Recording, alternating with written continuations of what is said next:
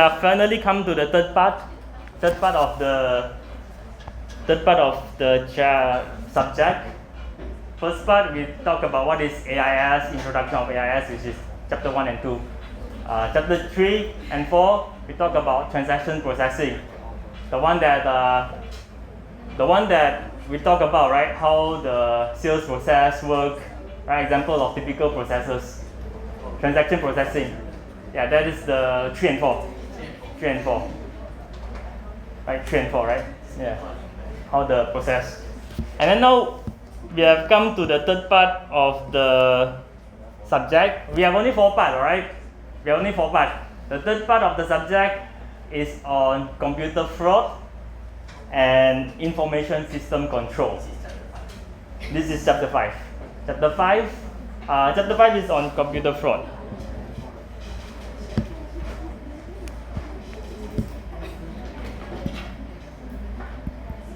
Chapter 5 on computer fraud. Chapter 6 is on information system and control. Okay? Then, what happened over here is like this. Chapter 7 and chapter 8 is this one, alright? Chapter 7 and chapter 8 is the application of the internal control on the, what is this again? Revenue, expenditure, general ledger, and then production, we got human resource and payroll. Okay, same like what we have for the earlier part. We will repeat the same thing again. Remember just now, last time we just looked at how the process worked, right? We didn't take into consideration of what is the potential threats. We see the process is so smooth, right? We say that in a revenue cycle, the customer have the sales quotation. Then after do the sales quotation, they have sales order. And then after have the sales order, they have delivery of the goods, alright? Then the invoice, they send the invoice billing. After that, the customer pay the money, you receive the money, you record the money in the accounts, and then maybe you have reports, alright? Generate the sales reports. That is what we learned in the transaction processing. But we did not take into consideration that the nature of humans, sometimes they want to threaten this cycle, you know. Instead of customer pay the invoice, instead of going to the company bank, it goes to your bank. Alright, those kind of threats, you know. You see the cycle is perfect, right? The cycle is good.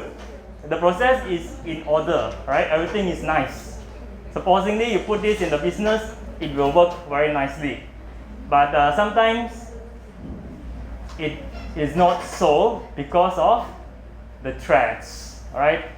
So we will learn computer fraud, and then we will learn what are potential threats, and then one of it is the computer fraud, alright?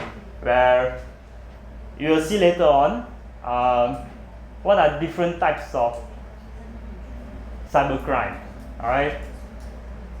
What are the different types? This is very general. Again, this 2 chapter is a general chapter. Then you will apply this 2 chapter into this chapter 7 and 8. So technically, this 4 chapter is one. They are one thing. Alright, they are. This 4 chapter over here is one group. Alright, it's like a group. This chapter 5, 6, 7, and 8. 5, 6, 7, and 8 is like a group. A group to tell you about the potential threats and the internal control on those threats. Okay? All right. Any questions? This is like opening. All right. Opening. No. Any question? No question, right? Any question? You know what I'm trying to say? I'm trying to highlight the 4th chapter or the 4 weeks that we'll learn later. This is week 1. This is the 5th week, right? So we'll learn the chapter 5. Then next week, which is 6, we'll learn the internal control. These two are general. We didn't specify to the cycle yet. Then following week, I think it's holiday for you all, right? So after the following week, you'll learn the application of these threads and this control into the 3 cycle. Revenue, expenditure, general ledger. And chapter 8, we'll learn the application to the production, human resource, and the payroll application. All right, very simple. I'm just giving you the big overview, what you're going to expect, all right, from learning this. Okay, now we go into today's. Let me just stop. Should I?